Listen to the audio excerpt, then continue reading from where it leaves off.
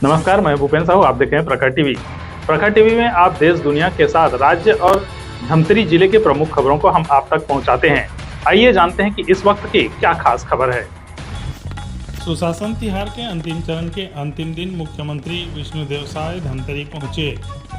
मुख्य कार्यक्रम पुरानी कृषि उपज मंडी में पूर्ण होने के बाद वे कलेक्टोरेट पहुंचे, जहां पर धमतरी और रायपुर जिले के अधिकारियों की उन्होंने समीक्षा बैठक ली। समीक्षा बैठक के उपरांत पत्रकार वार्ता लेकर उन्होंने पूरे तिहार के लेखा जोखा को बताया।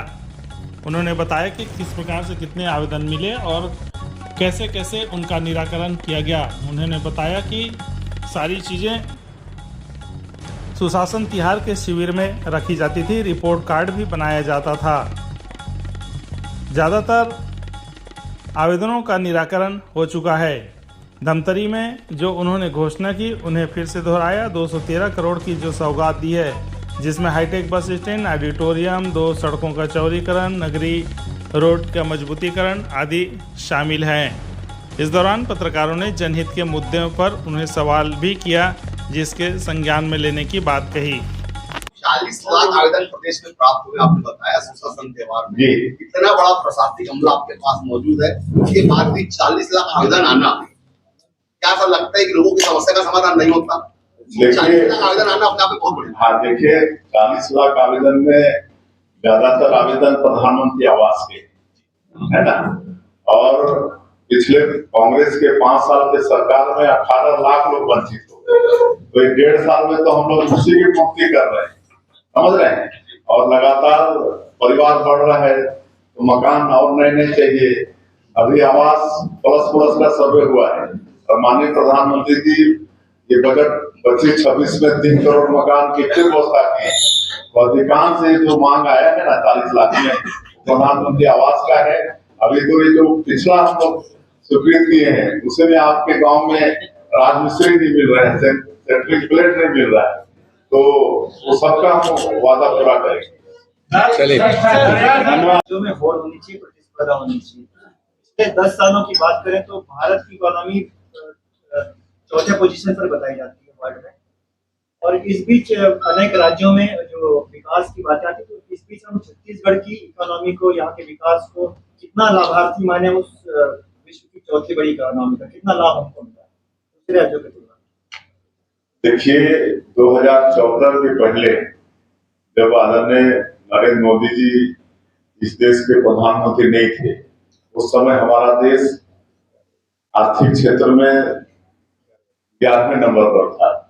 लेकिन 10 वर्षों में हमारे माननीय प्रधानमंत्री जी की दूरदृष्टि और उनका परिश्रम के कारण हमारा ये देश 5वें जगह में आ गया। और अभी जब वो तीसरी बार प्रधानमंत्री हैं, अभी उनका 1 साल तीसरे कार्यकाल का अभी पूरा हो रहा है, तो इसमें फिर 5वें से 4थे में हमारा ये देश आ गया है। तो आप सोच सकते हैं कि पहले भी मतलब सरकार थी 10 साल तक, लेकिन उस समय जो 11वां स्थान था इससे खाना आगे गया ना पीछे गया। लेकिन माननीय नरेंद्र मोदी जी के प्रधानमंत्री बनने के बाद इतना आर्थिक क्षेत्र में हमारा ये देश विकास किया है।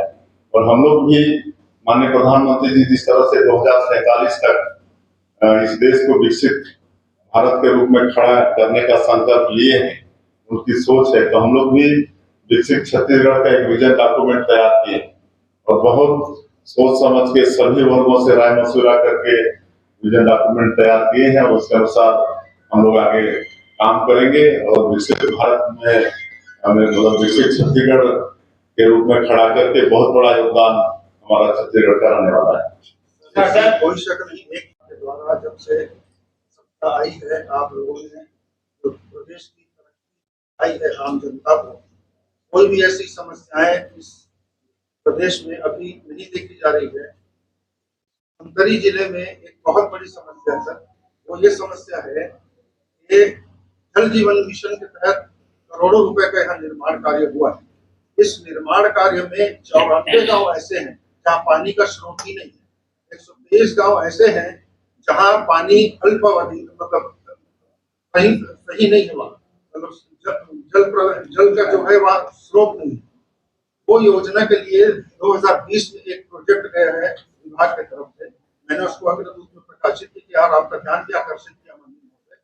वैसे तो यहाँ की समस्याओं को, शहर की समस्याओं को रामू गौरा जी निकाल रहे हैं, बना रहे हैं। हमारे अजय भैया हैं, वो पूरे जिले की समस्याओं को निकाल रहे हैं। लेकिन ये योजना जो है सर, अगर ये योजना यहाँ पूरी हो जाती है, जल जीवन मिशन रुद्री गृह जल प्रदाय योजना के नाम से शासन के पास एक प्रोजेक्ट गया है, वो अगर मिल जाती सर तो इस जिले में धमतरी, रायपुर और भिलाई की तरफ पर धमतरी को भी पानी 12 महीने मिलेगा सर। इस पे अगर आप देते हैं तो धमतरी जिले के लिए आपकी कृतज्ञता होगी। मैं आपसे निवेदन करता हूँ उस योजना को आप संज्ञान में लेकर उसका काम करवाइएगा सर। धन्यवाद।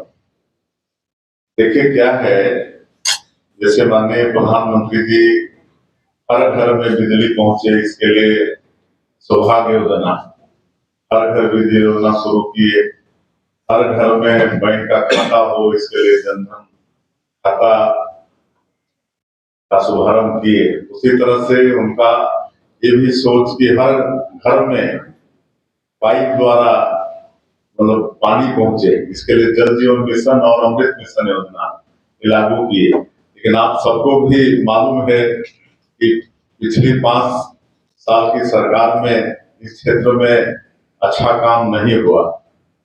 और मैं ये संकोच कर सकता हूँ कि अपने लोगों को फायदा दिलाने के लिए ऐसा काम वहां पर दिया गया कि आज आप जाएंगे और हम वास्तविकता बता रहे हैं कि टंकी खड़ा है गांव में, पाइप बिछ गई है, लोगों के घरों में तो नल का पॉइंट है लेकिन पानी नदारत है। मल्टी विलेज स्कीम जहां पर ग्राउंड वाटर नहीं है वहां पर सरफेस वाटर इंडिकेट बना के मल्टी विलेज स्कीम बना के पानी को फिल्टर करके देना था। लेकिन आज मैं जिस जिले से आता हूँ जसपुर से, एक भी मल्टी विलेज स्कीम उस समय बना नहीं, जबकि वहां पर ग्राउंड वाटर है ही नहीं। मात्र 1.5 इंच पानी गांव में निकलता है 500 फीट के नीचे जाने से। तो इस तरह से इस योजना में मतलब कोई गंभीरता पिछली सरकार की नहीं थी। लेकिन अब हम लोग सरकार में आए हैं तो निश्चित रूप से इस पर भी हम लोग ध्यान दे रहे हैं और हमारे माननीय प्रधानमंत्री जी की जो सोच है उसको भी पूरा करेंगे। और आपने जो योजना का जिक्र किया है, आज समीक्षा बैठक में उसकी भी चर्चा हुई है और निश्चित रूप से सबका समाधान होगा। मेरा एक सवाल है।